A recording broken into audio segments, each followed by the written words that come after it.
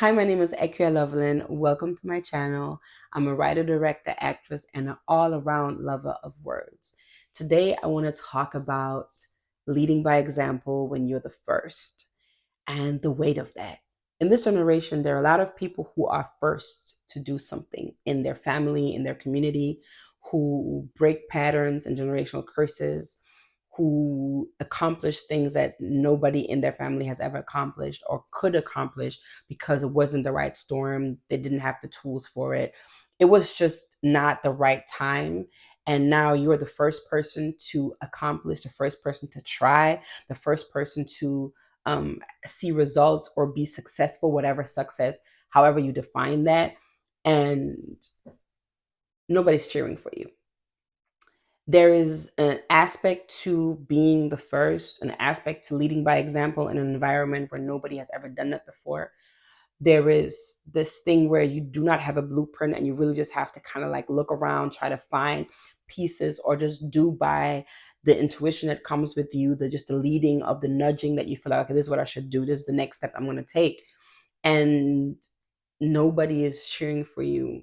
And you might even get resentment or hate for it from the very people that you're trying to be an example for.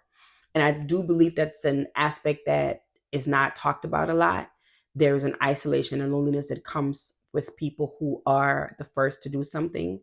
The comfort zone that people don't want to leave. And when you leave it, they look like, why you don't want to be with us? Like, and then there's always the things that follow, that you think you're better than us and you think you're all that and all these different things. And all you trying to do is really just create a pathway so that other people can follow. And sometimes that comes with a lot of loneliness and misunderstanding, not being understood, not people not being able to realize what it is that you're doing, or they can't see why you're doing it the way you're doing it. That for them, there should have been another way, or for them, you should have taken everybody along with you. And you know you can't. There's only enough strength for you to walk the path out, but you know you're gonna, leave breadcrumbs so that they can follow. But some people don't want to follow. Some people want you to carry them. And I really want to hold space for, if that's you, if this resonates with you. That was definitely me. And I had to come to terms with a lot of things along the way. There's a reality that comes with being the first, that is that people don't clap while you're building. They cannot see the vision, this thing that is inside of you that calls you out, that doesn't let you go, that is unshakable. You have that thing. Everybody else doesn't have it. You were graced, because it's not a curse, it's a blessing. You were graced to be able to get that call, that fire inside of you, and to have enough strength to be able to carry, but they're not going to understand it. And sometimes we waste time and energy trying to make other people understand that calling. And it's like they can't, because they weren't called, you were. And I understand also when we feel almost like it's survivor's guilt in advance. It's almost like, why is it me and why not them and all these different things? And it's like, it's because you're strong enough. And sometimes it's because you're not strong enough, but you know where to find that strength. There is a place where we just have to own it and just take the steps that we have to take. And people are going to fall off. And it's going to be sometimes lonely and sad when the people that you love and the people that you thought loved you aren't able to see what you're doing, that they feel like you're abandoning them. They are pouring their insecurity on you. Even though you might have a calling that is out there and that everybody can see, everybody has something that they came here on this earth to do. We're not just here to take up space. We all have something, but not everybody has the courage to actually start it and see it through.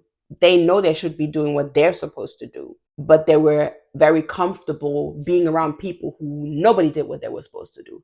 So when you're the one person who says, no, I'm going to do it, I don't know how I'm going to get there, I'm not going to know how, that you're doing it, it's like you're calling them out. And that's uncomfortable. And that's where that comes from. That's where those like negative things come from. That's when you get the hate or just the rejection, and people not necessarily clapping for you when you know what you're doing is for them also. There is a place where you have to walk that walk out alone, knowing fully well that there are people who are going to follow you. Sometimes it might feel to you that people are tugging on you, that's almost like people are calling your name. Like you can't see them, but you know that there are people whose lives are connected to your life and they are waiting for you to do what only you can do. And until you do that, it won't let off of you. When you are breaking curses and breaking patterns, the people who lived in those patterns were comfortable living in them. And there's a comfort that can come even from pain and trauma. The people, they acknowledge the fact that this is a hardship, but they'd rather stay in the hardship that they know rather than be able to see that there's another path.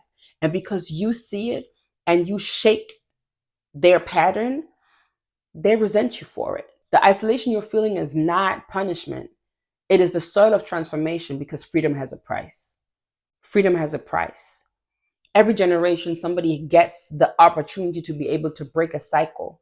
When you don't break it, whatever you don't transform, you transfer. So the next generation has to deal with it, probably compounded. And so now that you're here with probably the compounding of I don't know how many generations that you are now getting, this is what I got to change. It feels almost like bigger than life. And the isolation that you're feeling is really the very ground that's going to help you to be able to break that cycle, because there is a price to freedom. And life is asking you if you're going to pay it. That is what leading by example means. You're not leading by talking, you're leading by doing it. And so now your example becomes a blueprint to the people who are behind you. And whether they criticize you or not, now they can know that there's another way. That's all we're asking you to do. Don't think too much of the people, like you want them to acknowledge, you want them to see and clap for you, all these different things. They just need to see it. Once you've made that path for them, the rest is not your responsibility. But at least you've now set a path that they can look at and that is almost like smoothed out in the midst of everything. It's a smoothed out path. They just need to follow that. I really wanted to encourage, a trailblazer, a first timer. You're breaking the patterns, you're doing the work. Another very important part of this whole thing is rest without guilt. Please rest without guilt. We want to go 24/7. You can't go 24/7, and your body's going to show you very quickly that you can't go 24/7. And you'll see that there are moments where you will take that rest, and after that, you're even twice as productive as you were if you had stayed in there and locked in another coffee this and another energy drink this. Rest without guilt. You work a lot, but you got to take care of your body. You got to drink that water. You got to, what I'm saying, work on the things that you need, that your body needs. Read, take a vacation. Take a vacation. I'm not playing. Take a vacation. You owe it to yourself to re-energize, to be able to, surround yourself with the people that you love and really like soak in that family, that, that tribe, that those friendships, soak it in. You cannot pour out of an empty cup. So once your cup is empty, rest without guilt. And last but not least, be content in the work that you do. Don't compare yourself to anybody else. Work and walk your path out. Don't seek validation from those you were sent to free. Serve your community the best you can. And that is a gift that you're giving to your entire generation. This might feel lonely, but you're not alone. You are the answered prayers of your ancestors, and you really are the path of freedom for the generation after you. Talk to you soon.